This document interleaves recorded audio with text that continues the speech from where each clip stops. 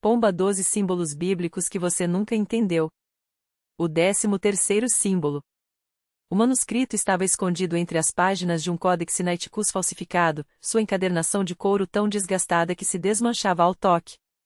Elias Voss, um paleógrafo de reputação duvidosa, o encontrara em um leilão clandestino em Istambul, entre caixas de papiros apócrifos e ossuários com inscrições suspeitas. Não era a primeira vez que ele tropeçava em algo que não deveria existir.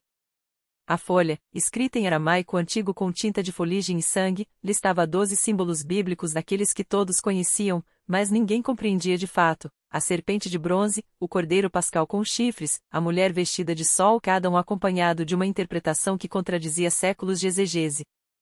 Mas era o 13º símbolo, rabiscado à margem como um arrepio de última hora, que fez os dedos de Elias tremarem. Um pombo com asas de fogo. Não havia referência a ele em nenhum texto canônico. Nem nos apócrifos. Nem nos rolos do Mar Morto. E, no entanto, ali estava, acompanhado de uma única frase em grego koiné, tão precisa que parecia um aviso gravado à faca na parede de uma catacumba. Quando o espírito descer como labaredas, os 12 se tornarão um, e um será o fim. Elias sabia que algumas coisas não eram para serem lidas. Muito menos decifradas. 3 dias depois, ele acordou com o cheiro de queimado. Seu apartamento em Jerusalém estava intacto, mas sobre a mesa de trabalho, onde o manuscrito deveria estar, havia apenas cinzas em formato de asa.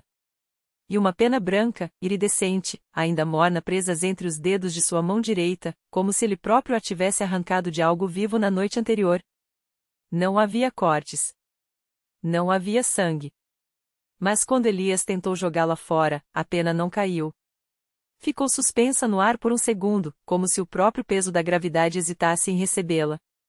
Então, lentamente, começou a queimar não com chamas, mas com uma luz branca, fria, que não consumia a matéria, apenas a transfigurava. Quando o brilho se apagou, restou em sua palma uma marca em forma de olho aberto, com a íris dividida em 12 segmentos, cada um contendo um dos símbolos do manuscrito. O 13º, o pombo de fogo, pulsava no centro. Ele tentou lavar. A marca não saiu. Naquela mesma manhã, 12 pessoas em 12 cidades diferentes, um rabino em Nova York, uma monja copta no Egito, um pastor pentecostal em São Paulo, um eremita nas montanhas do Tibete acordaram com a mesma queimadura na pele. Todos haviam sonhado com a mesma imagem na noite anterior, uma árvore cujos galhos eram feitos de braços humanos entrelaçados, e cujas raízes desciam não para a terra, mas para o céu. E em cada um daqueles galhos, um pombo de fogo pousava, um por um, até que a árvore inteira se incendiava em silêncio. Ninguém sabia ainda, mas o apocalipse não começaria com trombetas. Começaria com um suspiro. O suspiro ecoou primeiro nos lugares onde a luz se dobrava de maneira errada. Nas janelas das catedrais góticas, onde os vitrais de santos e anjos projetavam sombras que se moviam sozinhas. Nos espelhos dos banheiros de hotéis abandonados, onde o reflexo demorava um segundo a mais para repetir o gesto de quem os encarava. Nos cantos das ruas onde os mendigos murmuravam profecias em línguas mortas, e os transeuntes, sem perceber, aceleravam o passo como se pressentissem algo podre no ar. O rabino de Nova York foi o primeiro a entender. Ele acordou com a marca no pulso esquerdo, um símbolo que não pertencia a nenhuma tradição que conhecesse, mas que, ainda assim, parecia familiar, como se tivesse sido gravado em sua memória antes mesmo de nascer. Ao tocar o local, sentiu um calor seco, como brasa sob cinzas. Quando abriu a Torá ao acaso, seus dedos pararam no versículo de Ezequiel: eis que um vento tempestuoso vinha do norte, uma grande nuvem, com um fogo a revolver-se, e um resplendor ao redor dela, e no meio disto algo como o aspecto de âmbar. Mas não era âmbar. Era carne. Era osso. Era a árvore de braços que ele havia sonhado, e agora sabia que não era uma árvore, mas uma escada. A monja copta, no mosteiro de Santa Catarina, encontrou a mesma marca atrás da orelha. Ao se ajoelhar para a oração da manhã, seus lábios formaram palavras que não eram suas: o último degrau não leva para cima, mas para dentro. Ela sentiu o cheiro de carne queimada vindo das próprias mãos, embora não houvesse fogo. Quando olhou para o ícone de Cristo Pantocrator na parede, os olhos da figura pareciam segui-la não com benevolência, mas com uma curiosidade fria, quase clínica, como se estivesse sendo avaliada para algo. Em São Paulo, o pastor pentecostal acordou gritando: Sua esposa achou que era mais um dos sonhos com demônios que o assombravam desde a infância, mas desta vez era diferente. Desta vez, ele sabia o nome da coisa que havia visto, o pombo que não é pombo. E quando olhou para o espelho do banheiro, viu que a marca em seu pescoço, justamente onde a veia latejava mais forte, não era uma queimadura, mas uma janela. Através dela, por um instante, viu o eremita tibetano sentando-se em sua caverna, com os mesmos símbolos gravados nas costelas, e ambos, sem se conhecerem, sussurraram a mesma frase ao mesmo tempo: ele está escolhendo os portadores. O eremita, por sua vez, não gritou. Ele já esperava por aquilo. Há 30 anos, desde que um lama moribundo lhe entregará um rolo de pele humana com os 12 símbolos desenhados em sangue seco, ele sabia que este dia chegaria. A marca em sua testa ardia como gelo. Ele pegou um punhado de cinzas do fogo que nunca se apagara em seu altar e as espalhou sobre a própria cabeça. As cinzas grudaram na queimadura, formando um novo símbolo, o 13º, o pombo de fogo que não estava no manuscrito. Este é o selo do mensageiro, pensou. E eu não sou um deles. Sou o que abre a porta. Enquanto isso, em 12 laboratórios espalhados pelo mundo, 12 cientistas que nunca haviam acreditado em nada além do método científico acordaram com as mesmas marcas em lugares ocultos do corpo. Um deles, uma geneticista em Tóquio, encontrou o símbolo atrás da rótula. Outro, um físico quântico em Moscou, viu brotar nas palmas das mãos como uma tatuagem espontânea. Todos, sem exceção, haviam sonhado com a árvore de braços. E todos, ao ligarem seus computadores naquela manhã, encontraram a mesma equação incompleta em suas telas, escrita em uma linguagem que não era nenhuma que conhecessem, mas que, ainda assim, compreendiam. Navla é igual Rho mais sigma. O último termo, o sigma, pulsava em vermelho. Não era um erro. Era um convite. E então, às 11h11 no horário de Greenwich, todas as marcas começaram a cantar. Não era um som audível. Era uma vibração que ressoava nos ossos, nos dentes, na medula.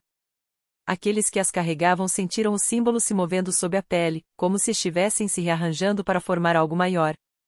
O rabino viu suas linhas se transformarem em letras hebraicas que não existiam. A monja sentiu as suas se contorcerem em hieróglifos que sangravam. O pastor viu as suas se abrirem como uma boca, e de dentro dela saiu um fio de voz que disse: "Vocês são as chaves." E a fechadura já está girando. O eremita, na sua caverna, sorriu. Ele era o único que sabia o que viria a seguir. Porque o suspiro não era o início. Era a respiração entre um mundo e outro. E agora, o segundo sopro estava prestes a chegar. O ar se espessou como mel derramado sobre uma superfície quente, grudento e pesado, enquanto as marcas nos corpos dos eleitos ardiam em silêncio. Não era dor, era algo mais antigo, uma memória muscular de algo que nunca havia sido esquecido, apenas adormecido. O rabino pressionou os dedos contra o antebraço, onde as letras desconhecidas pulsavam como veias cheias de luz negra. Elas não formavam palavras, mas sim uma equação, uma fórmula que não pertencia à matemática humana. Quando ele fechou os olhos, viu o vazio se dobrando sobre si mesmo, como um tecido rasgado sendo costurado com fios de sombra. A monja, em seu mosteiro nas montanhas, sentiu o sangue escorrer dos hieróglifos recém-abertos em suas costas. Não era sangue seu. Era mais espesso, mais escuro, e cheirava a terra úmida e a algo que nunca havia sido vivo, mas que agora despertava. Quando ela passou os dedos sobre os sulcos, as paredes do mosteiro tremeram. As pedras, antigas demais para terem sido colocadas por mãos humanas, responderam ao toque dela com um gemido baixo, como se reconhecessem a marcação em sua pele. Do lado de fora, os corvos que sempre a observavam de longe voaram em círculos apertados, suas asas batendo em uníssono com o ritmo das marcas. O pastor, em sua pequena igreja de madeira no meio do nada, viu a boca em seu peito se abrir ainda mais. Desta vez, não foi apenas um fio de voz, foi um coro. Vozes que não eram humanas, nem divinas, mas algo entre as duas coisas, como se deuses esquecidos estivessem sussurrando através de gargantas de barro. Vocês são as chaves, repetiram, e a porta não se abre para dentro. Ele entendeu, então, que não eram eles quem iriam passar por ela. Era algo muito maior, muito mais antigo, que estava esperando do outro lado. E as marcas não eram chaves, eram convites. Enquanto isso, nas entranhas da cidade onde o concreto sufocava a memória da terra, uma criança de 7 anos acordou com as mãos trêmulas. Ela não tinha marcas, mas sonhara com elas. Em seu sonho, uma figura alta, feita de fumaça e ossos, havia se inclinado sobre seu berço e soprado algo em seu ouvido.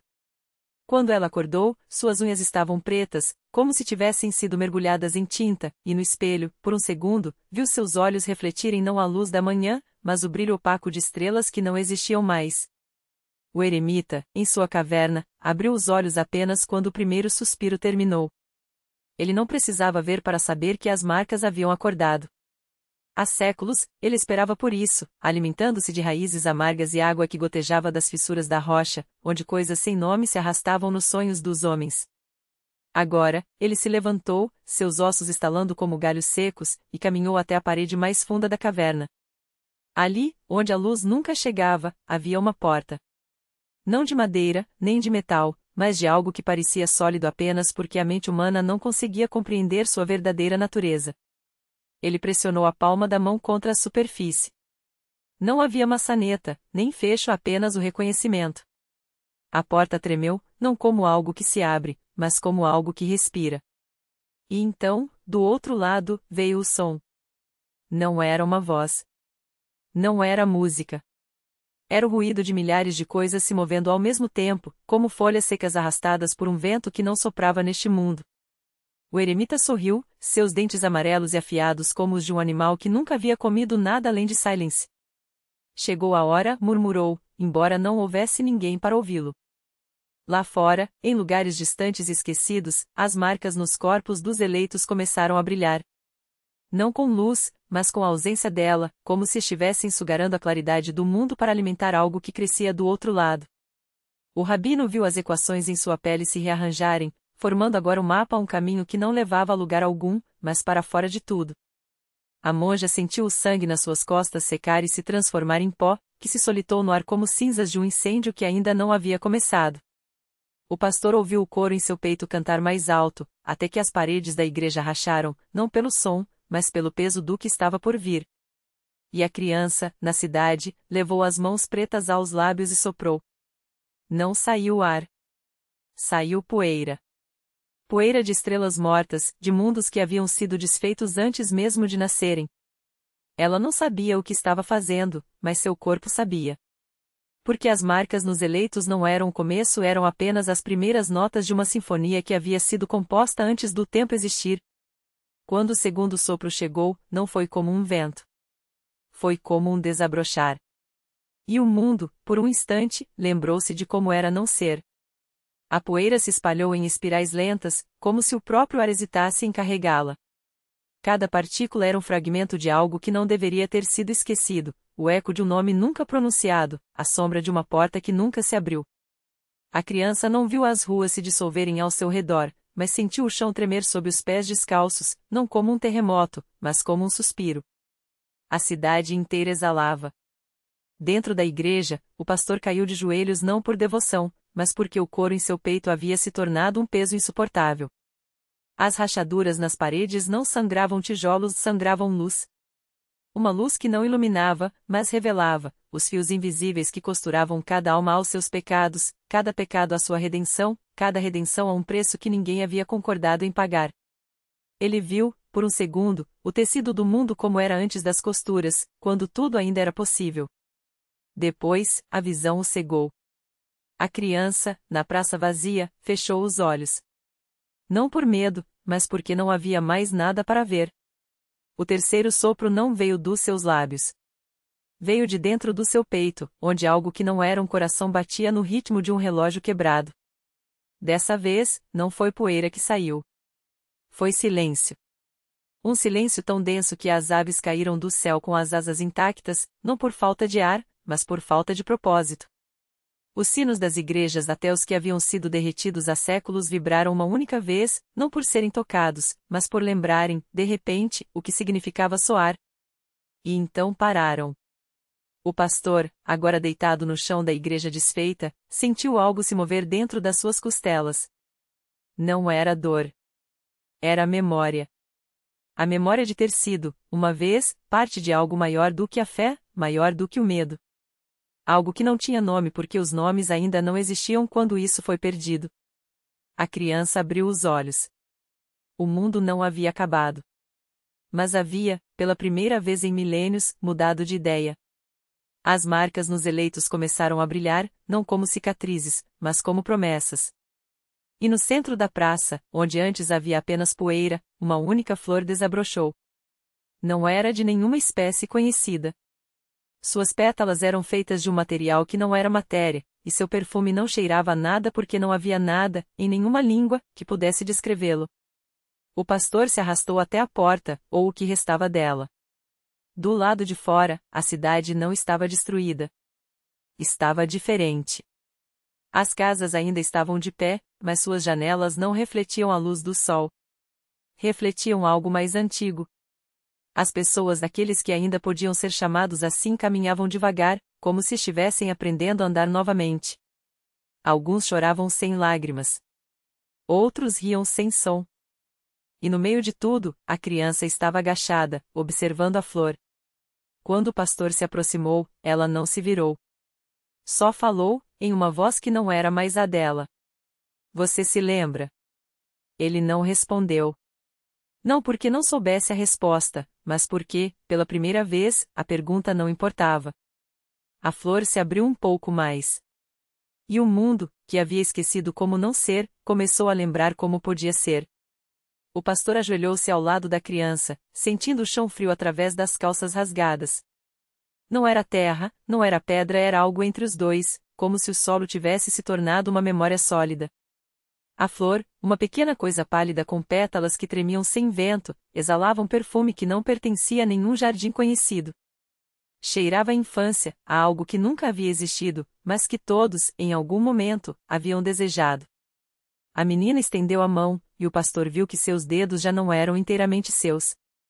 As pontas se desvaneciam em fios de luz, como se ela estivesse se desfiando para o ar.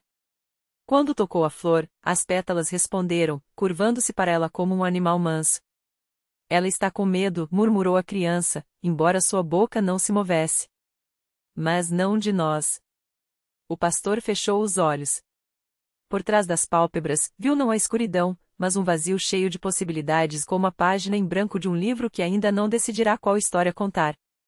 Quando os abriu novamente, a rua não estava mais vazia. As figuras que antes caminham como sonâmbulas agora paravam, uma a uma, virando os rostos para eles. Não havia curiosidade em seus olhares, nem medo. Havia reconhecimento. Um homem com um casaco surrado se aproximou. Seu rosto era uma máscara de cera derretida, os traços escorrendo devagar, como se tentasse se lembrar de como havia sido antes. Ele estendeu algo para o pastor, um relógio de bolso, enferrujado e parado. Dentro, onde deveria estar o mecanismo, havia apenas um pequeno espelho. E no espelho, por um instante, o pastor viu seu próprio reflexo, mas mais jovem, muito mais jovem, segurando a mão de uma mulher que não era sua mãe. Você escondeu isso de si mesmo, disse o homem, e sua voz era o som de folhas secas sendo pisadas. Mas ela não esqueceu. A criança riu, um som que soou como sinos distantes. A flor se abriu completamente, e do seu centro brotou não um pestilo, mas uma chave. Não de metal, mas de algo que parecia feito de sombra e luz ao mesmo tempo, como se fosse ao mesmo tempo a falta e a promessa de uma porta. Agora, sussurrou a menina, e sua voz era muitas vozes, uma delas a do próprio pastor, quando ele ainda acreditava em milagres. Ele pegou a chave. No momento em que seus dedos a tocaram, o mundo estremeceu. Não foi um terremoto, não foi um vento. Foi como se a realidade tivesse hesitado, como se por um segundo tivesse considerado ser outra coisa. As casas tremeram, suas janelas, aqueles olhos antigos piscaram. As pessoas na rua suspiraram ao mesmo tempo, um som único e prolongado, como se todas estivessem solando a mesma nota de uma música esquecida. E então, do nada e de tudo, veio o som de água. Não era a chuva. Não era rio. Era o som de algo se desdobrando, como um lençol sendo sacudido no varal do tempo. O pastor olhou para cima e viu que o céu não era mais céu. Era um tecido, um véu fino e trêmulo, e além dele, havia cores que não tinham nome. Havia formas que não podiam ser seguras. Havia algo que não era Deus, nem nada que já tivesse sido adorado ou temido, mas que, no entanto, os observava com uma curiosidade tão profunda que doía. A criança se levantou. Agora ela não era mais uma criança. Agora ela era tudo o que já havia sido criança, e tudo o que ainda poderia sê-lo. Ela sorriu para o pastor, e seus olhos eram dois poços sem fundo. Você pode abrir, disse ela. Ou pode ficar. E o pastor entendeu, finalmente, que a chave não era para uma porta. Era para uma pergunta. O pastor sentiu o peso da chave na palma da mão, fria como o primeiro sopro do inverno. Não havia tranca, nem fecho, apenas o silêncio que antecede uma escolha. Ele olhou para a criança que já não era criança, e soube que ela não estava oferecendo uma saída, mas um limiar. Além daquele véu, as leis que regiam o mundo eram como grãos de areia, podiam ser contadas, mas nunca seguradas. A curiosidade do que estava além não era maligna, nem benigna, era apenas vasta, como o oceano que não pergunta se você sabe nadar antes de te engolir. Com um suspiro, o pastor fechou os dedos em torno da chave. Não a usou. Não porque temesse o desconhecido, mas porque compreendeu, de repente, que algumas perguntas não são feitas para serem respondidas, são feitas para serem carregadas. Como a fé. Como a dúvida. Como o amor que persiste mesmo quando não há mais palavras para descrevê-lo. O véu continuou a tremular, mas não se rasgou. A criança agora e sempre sorriu, e seu sorriso era tanto um adeus quanto um convite. O pastor baixou a cabeça, não em submissão, mas em reconhecimento. Havia um mundo aqui, neste vale, nestas pedras, neste rebanho que o esperava. E isso, por enquanto, era suficiente. Quando ergueu os olhos novamente, o céu era só céu. As cores sem nome haviam se dissolvido como sonhos ao despertar. A criança não estava mais ali. Só restava o vento, a poeira dançando na luz da tarde, e a chave agora quente como sangue que ele enterrou junto à raiz da figueira velha, onde ninguém a procuraria. E o pastor voltou para casa.